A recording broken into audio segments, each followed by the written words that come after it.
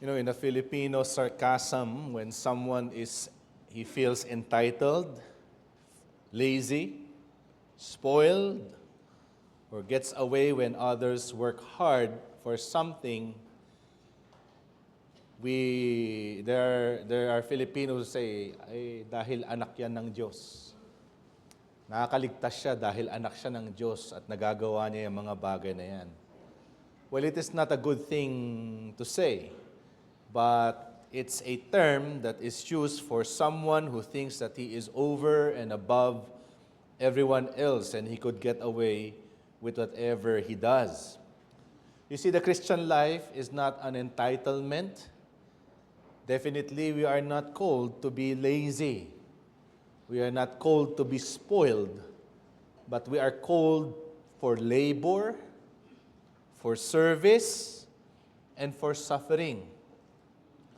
And here is the truth that the privileges of God's children are not temporary and material, but spiritual and eternal. So, as you know, I have started to talk about adoption, which gives us that great privilege to call God our Father. And as God is our Father, we are called as His children. We have to look at what the privileges of the children of God are. So this afternoon, I want you to open your Bibles in John chapter 17. I shall be reading from verse 20 to verse 26. John chapter 17, verse 20 to 26.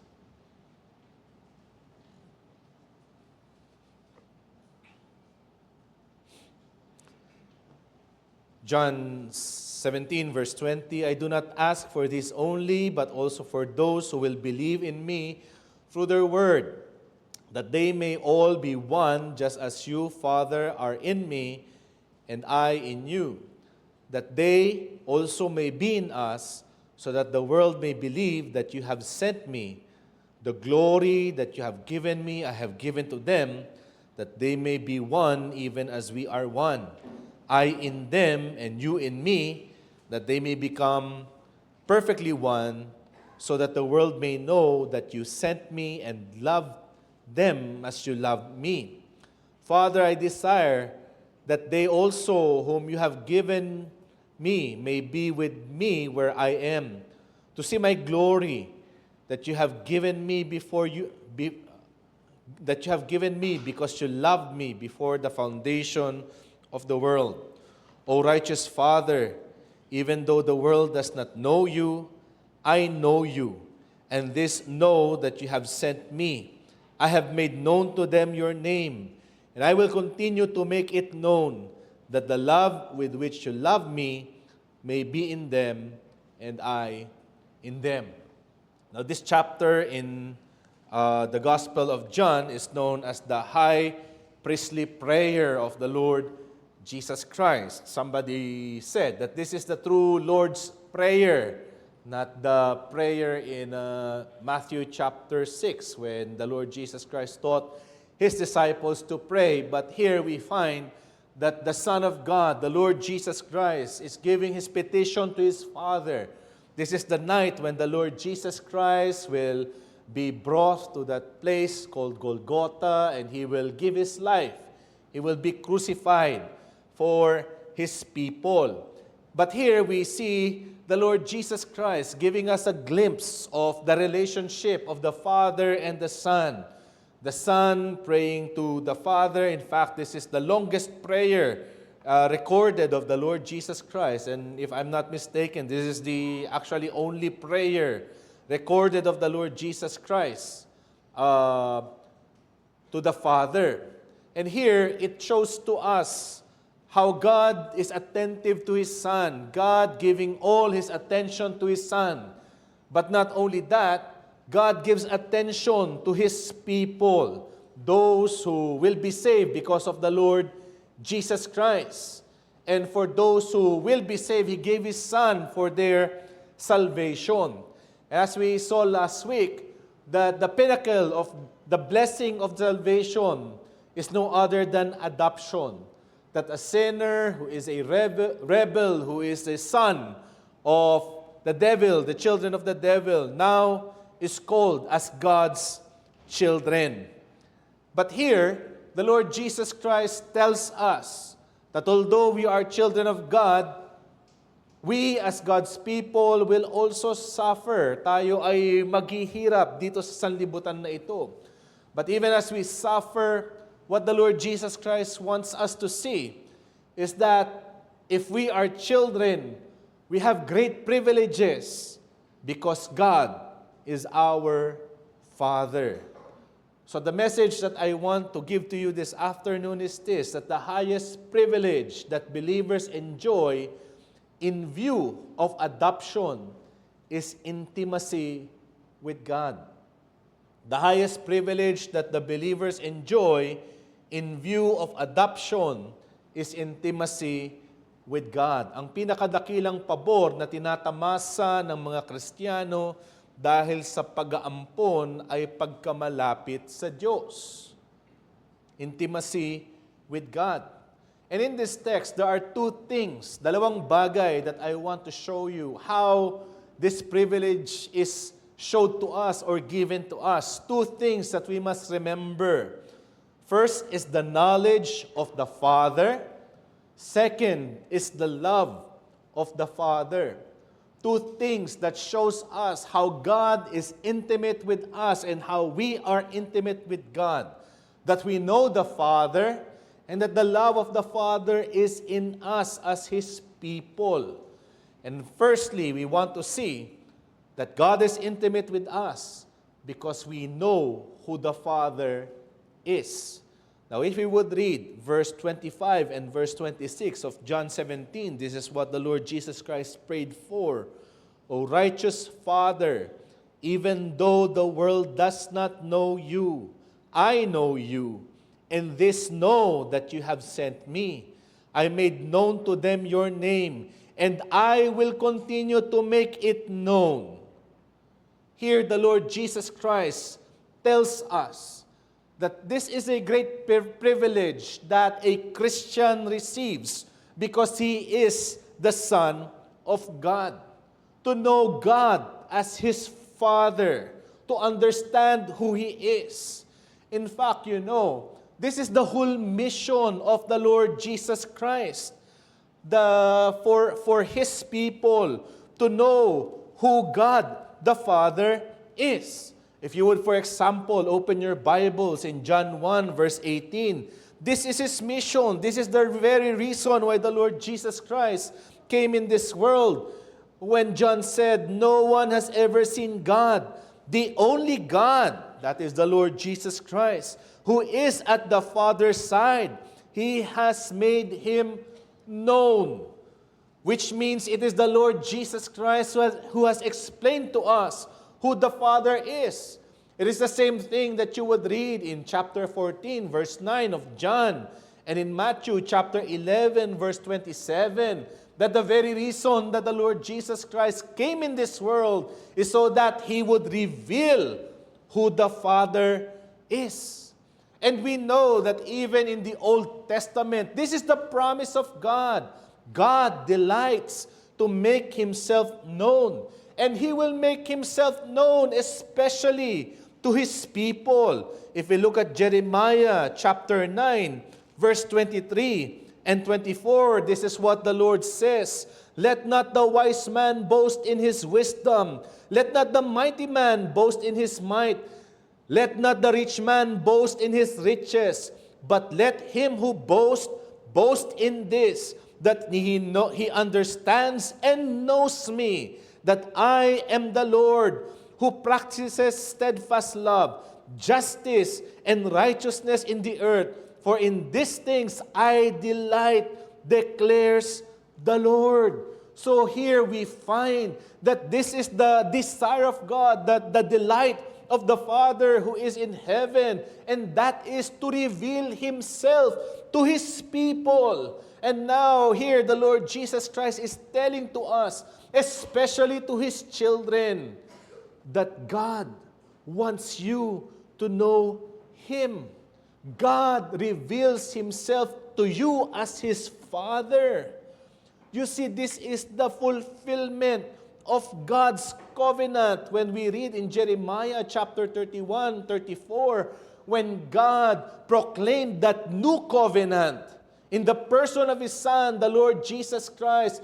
God declared, "They shall all know me, from the least of them to the greatest of them."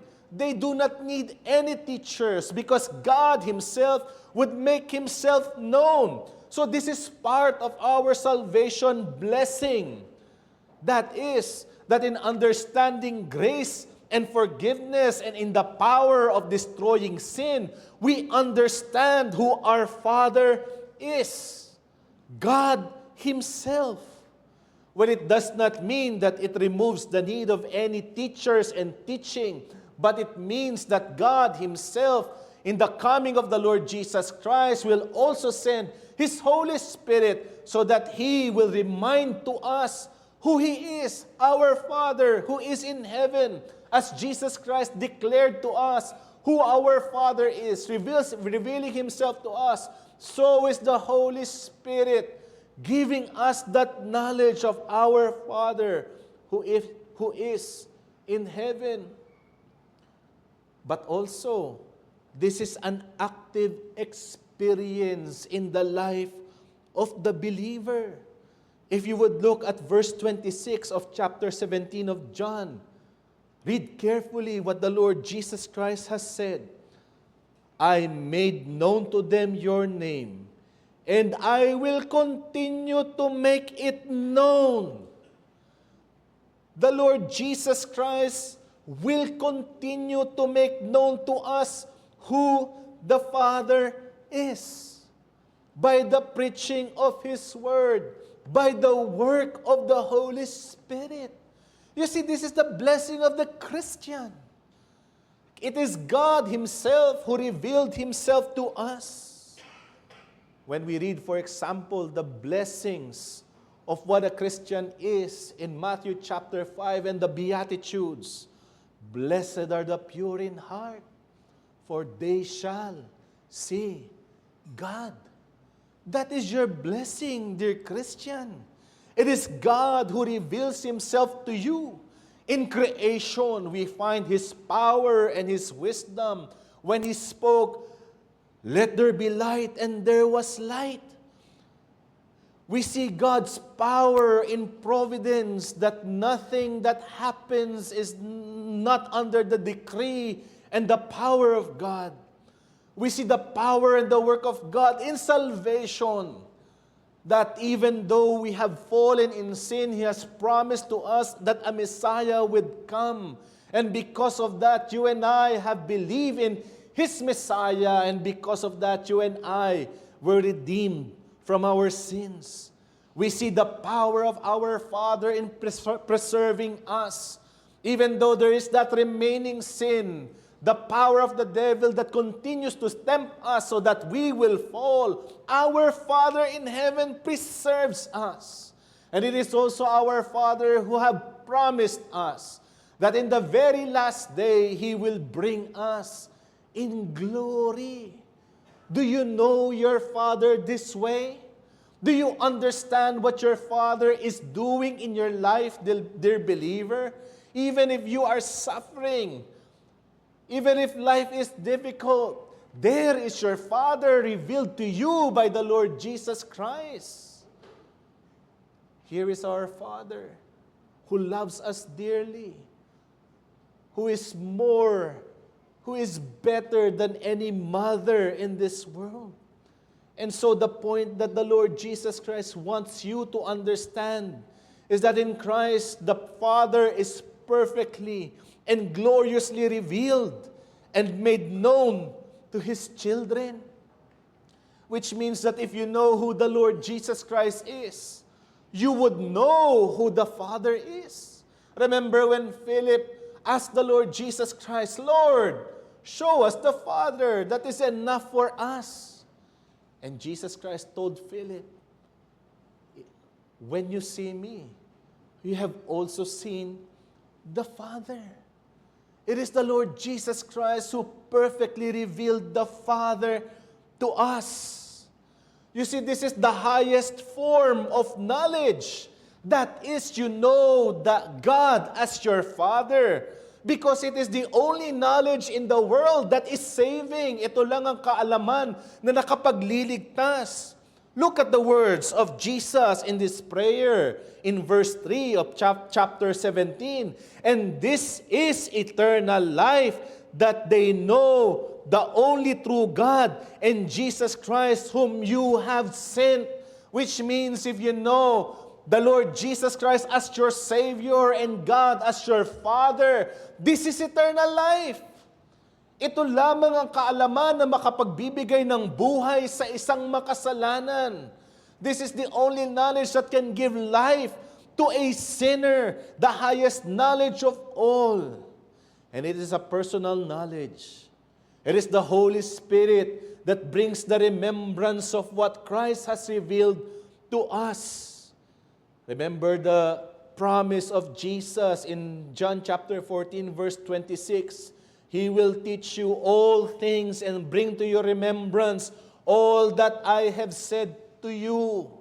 So we find here the triune God working together in the life of the Christian, the Father, the Son, and the Holy Spirit giving life to the dead. And because you know your Father, you would identify the difference of truth from error. You have that eyes that discern the work of God. And only you as a Christian will marvel in the beauty and the holiness of God. When we sing, "Oh, worship the Lord in the beauty of holiness," do you understand that there is such beauty in holiness? The world does not understand that. The world, in fact, abhors that. Because they do not want a holy God. But it's for a Christian, it is this God that He knows deeply, closely, intimately. And if we know our Father as children, it is our duty to make the Father known to the world in the Lord Jesus Christ. You see, in this prayer, it is very clear. The Lord Jesus Christ revealed the Father to us. And it is also our duty as His children to reveal the Father in the world. And there are three things where we can reveal our Father in worship. We would remember when the Lord Jesus Christ conversed with the Samaritan woman, the Lord Jesus Christ said, "You worship what you do not know, but we worship what we know." Do you come here knowing who your Father is? Knowing who God is? And so the way, the manner, the understanding of our worship is by knowledge, kaalaman, because it has been revealed to us by God. We use our mind. Truth is expressed in the words of God, and we meditate on that truth. So worship is not firstly our manipulating our emotions. It is captivating our understanding, using our minds, knowing who the Father is. That is worship. And if you know who your Father is, you would worship Him in the beauty of His holiness.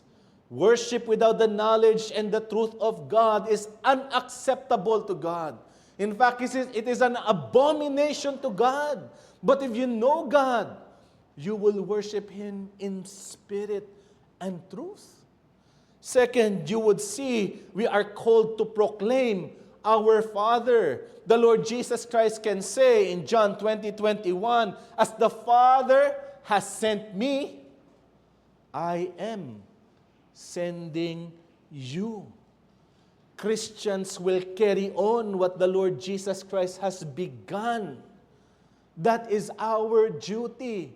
That's why after the book of John is the Acts of the Apostles. When Luke says, "I have written to you, O dear Theophilus, what the Lord Jesus Christ began to teach and do." It is only the beginning. It means it is the church the children of God who will carry on the work of the Lord Jesus Christ. It is us who would proclaim His great name. So when we think of our duty as a Christian, we are not there simply to engage the world with intellectual discussion, giving all our intellectual greatness or intelligence, discussing these things and those things.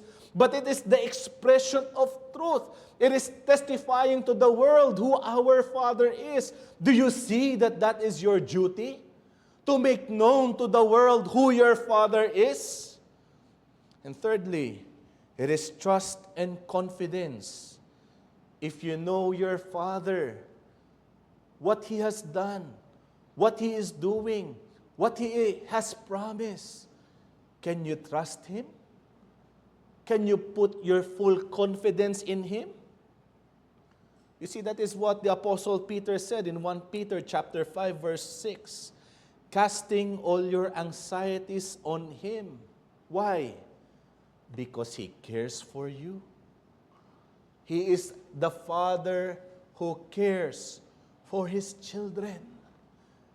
There is not a time that His attention is apart from His children.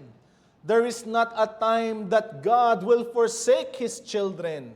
We know that He has forsaken His Son there on Calvary, but never is a time that His children, any one of His child, will be forsaken. It is God who tells us that your life as a Christian is not hopeless. God decreed all things. God is working all things for what? For your good. And after all these things have passed, He will bring you to glory. Do you know your Father this way? That is the Father that the Lord Jesus Christ has revealed to you, dear Christian. That is the Father that is being reminded to us by the Holy Spirit. Knowledge of the Father is exemplified in times of need and hopelessness. You see, I believe many of you already know the life of Corrie ten Boom in World War II. They are a Dutch family that hid the Jews in their home. But then after that, somebody told to the authorities what they were doing, and they were brought to a concentration camp. And in that camp, her family, her father, and her sister died simply because they were helping the Jews.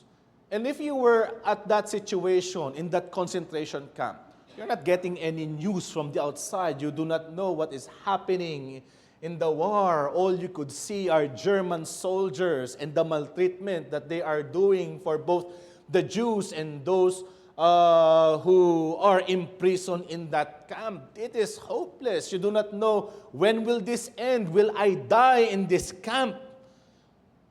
And yet she was saved from that camp, and she was there alive for many years to tell the story.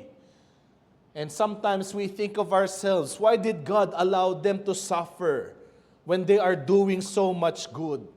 The story of Corrie ten Boom tells us that that is not the end.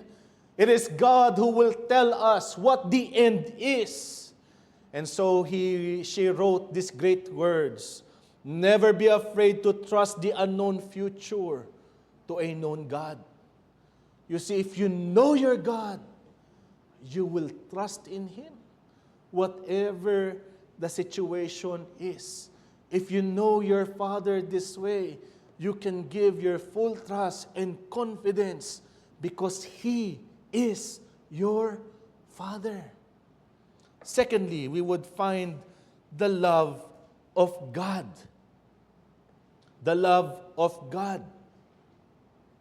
Here we would read in verse 26, "I made known to them your name, and I will continue to make it known, that the love with which you have loved me may be in them, and I in them." We must first understand and realize that the sonship of the Lord Jesus Christ is different from us being the sons of God. And one of the texts that you will find this is John chapter 20, verse 17. When the Lord Jesus Christ rose from the dead and he revealed himself to Mary Magdalene, Jesus said in verse 17, "Do not cling to me, for I have not yet ascended to the Father, but go to my brothers and say to them, I am ascending to my Father and your Father, to my God and your God." You see, there is a difference. Jesus did not say to them, "I am going to our Father," but he said, "To my Father and your Father, to my God and your God." And it tells us that the sonship of the Lord Jesus Christ is different from us because he is a son by eternal generation. He is the only begotten Son of God. That is the truth revealed to us from the Scriptures. There in eternity past, he existed with the Father. He is begotten from eternity past. But ours is a sonship because of adoption. And that is because we are united with Christ. That is what we call union with Christ. You and I, dear Christian, are sons of God because of this union. You are in Christ. But you would see here in this text, when you read about the love of God, that the love with which you have loved me may be in them and I in them. It tells us that the Father's love for us, his children, is the same love that he has given. He is giving his Son. He loves us as he loves his very Son. That is also what you would read in verse 23. "I in them and you in me, that they may become perfectly one, so that the world may know that you sent me and love them even as you love me." Have you realized that? Sometimes we think that in our lives, does God really love me? Jesus' prayer tells us that love that God shows or expresses to his Son, it is the same love that he is given to his children. You see, Jesus' life is the expression of God's love for his children. Do you think that God loves you? Think of how God loved his Son, the Lord Jesus Christ. And even if he loved his Son, he did not save his Son from the cross. He allowed him to go through that suffering. He allowed him to suffer humiliation in the hands of man. He allowed that the nails be driven in his hand. He allowed that the crown of thorns be put to his head. He allowed that he will suffer and died. And that is how he demonstrated his love for his children, you and I. He allowed that his very Son to suffer on the cross so that you and I will see, would understand, would realize what the love of the Father is for a sinner such as you and I. And so God loves us in the Lord Jesus Christ. And when you realize the love of God, you would sing that hymn, "Amazing Grace, how sweet the sound that saved a wretch like me." I do not deserve this. I am a sinner. I am destined to hell. And yet he loved me. He gave his Son for me. The Father's love for his children is as much as he loves his only begotten Son. And you see the declaration of God, of the Father's love to Christ. is expressed in terms of Christ's servanthood. He became the servant of Yahweh. When we read, for example, in Matthew chapter 12, verse 18, quoting from the book of Isaiah, Matthew says, "Behold, my servant, whom I have chosen, my beloved, with whom my soul is well pleased." God has declared His love for His Son, the Lord Jesus Christ, because the Lord Jesus Christ agreed with God the Father that He would come in this world to suffer the death of a criminal for the sake of His people. He is the servant of God. And when you read chapter 17 of John, the great prayer of the Lord Jesus Christ, listen to the prologue of His prayer. It is a prayer of servanthood. In verse 4 of chapter 17, it says, "I glorified you on the earth, having accomplished the work that you gave me to do." You see, this is why God, the Father, loves His Son, because His Son accepted that role of a servant. And when the Lord Jesus Christ was brought here in this world, He manifested to us that role of that servant of Yahweh. He followed Yahweh through and through. He did not flinch. Not a jot or tittle was passed over by the Lord Jesus Christ, but He followed through and through the Word of God. The love of the Father is manifested in us, in being servants, as Christ is the servant of God. Do you realize that, dear Christian? We are not here in this world and we think that we are kings. But we are servants of the living God. The Father's love steers from His children as servants, boldness, and obedience. And no one has exemplified this better but the Lord Jesus Christ. Now, if you would turn, for example, in Matthew chapter 26. Matthew 26, this is the night when the Lord Jesus Christ was arrested. In verse 53 and verse 54, when the crowd was there to arrest the Lord Jesus Christ, one of His apostles struck the ear of the servant of the high priest, and we know that to be Peter, one of the apostles, and the Lord Jesus Christ put back that ear on its place.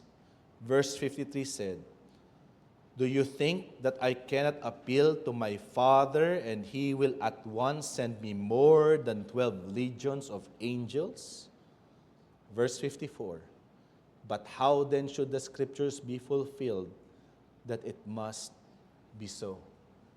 What did the Lord Jesus Christ tell us here as the servant of Yahweh? First, He is confident that at His call, His Father will answer. That is boldness. The Lord Jesus Christ said, "Do you not think I can appeal to God, and He would at once send legions of angels?" Well, notwithstanding that He has to fulfill the Scriptures, the Lord Jesus Christ trusted His Father, and He knows that at His call, the Father will answer. Do you have that kind of boldness, dear Christian? Sometimes we think, "Lord, I have been praying many, many times, but you have not answered." Sometimes the answer is, I have to put that suffering in place so that you would know that I am your Father who cares for you. That is what the Apostle Paul has realized when he asked that the thorn in his flesh be removed by God, his Father. 3 seasons.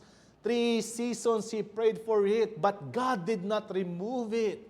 And then the Apostle Paul realized when God has revealed it to him, my grace is sufficient for you.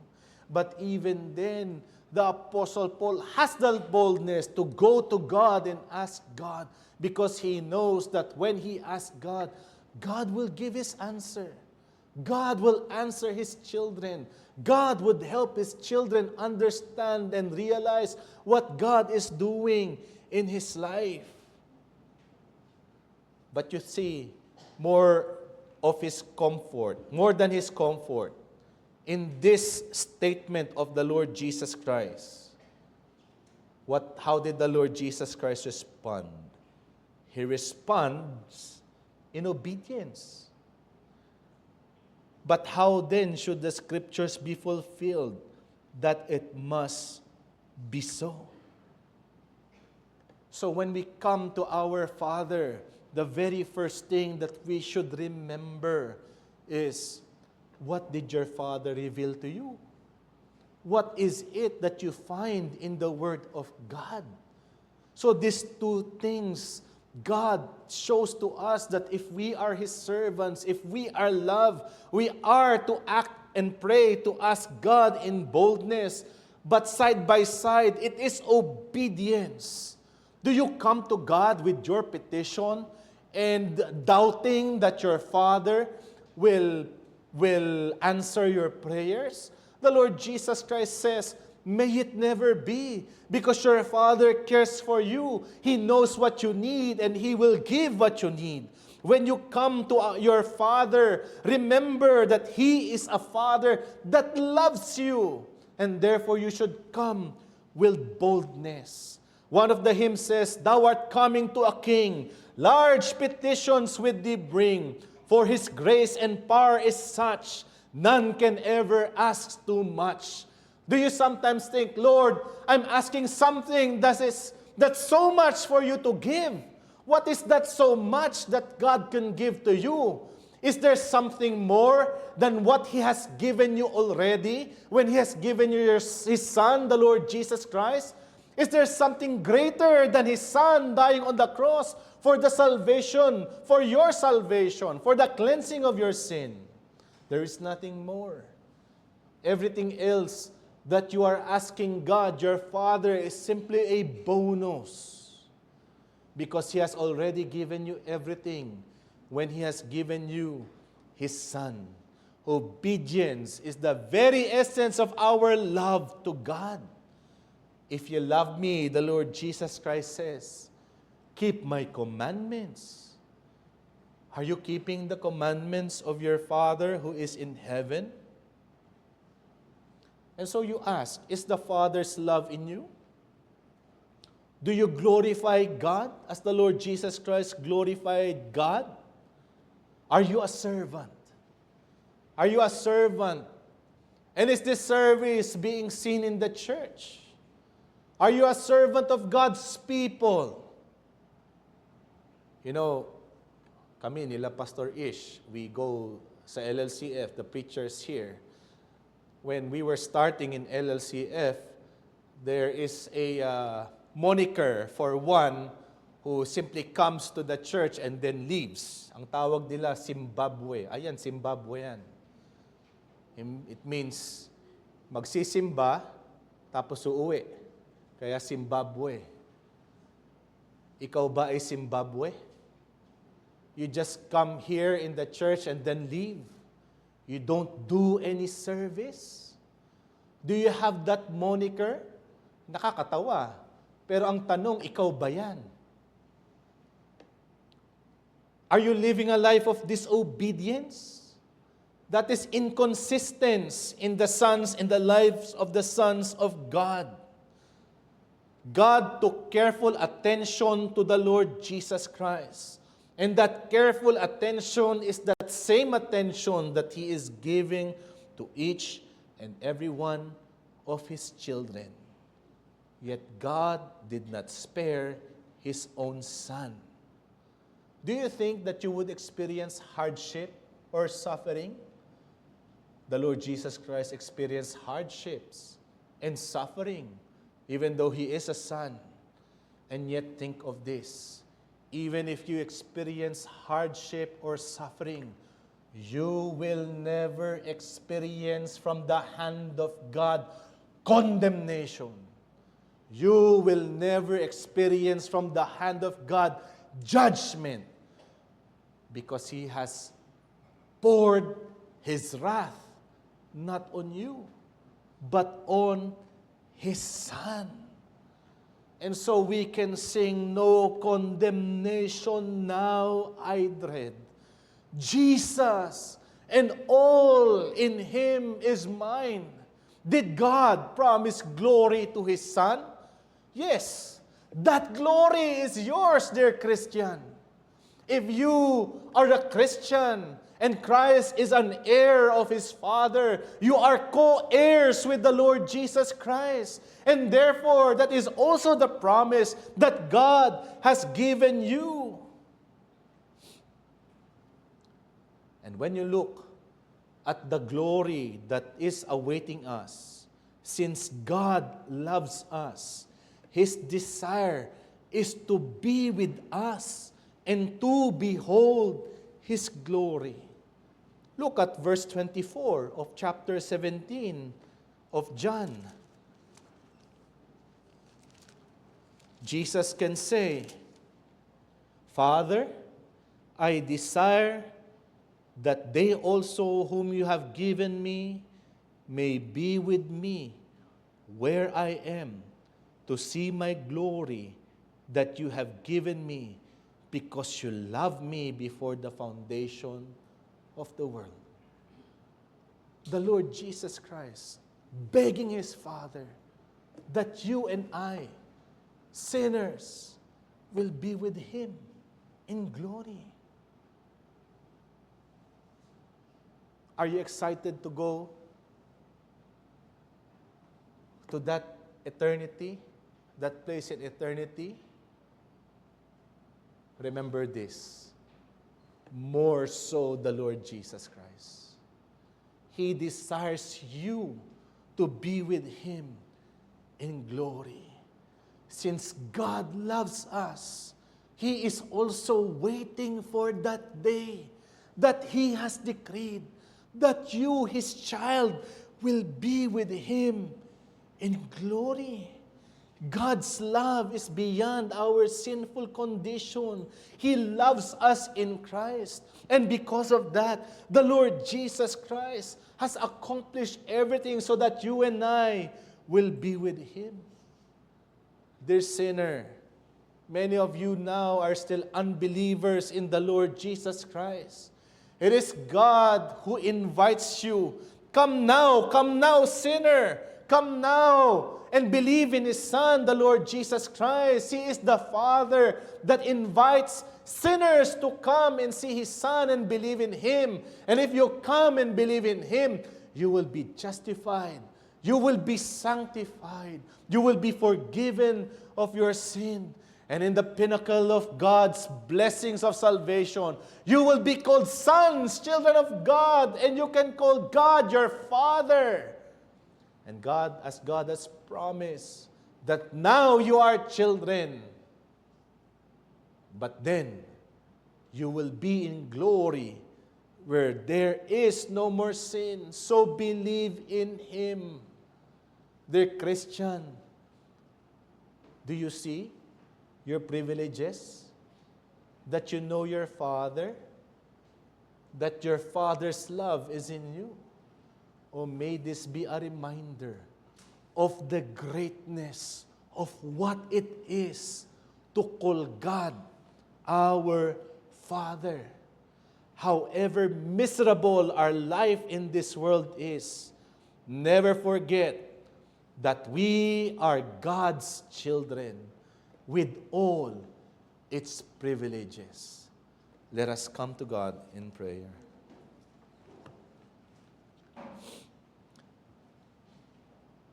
Our God and Heavenly Father,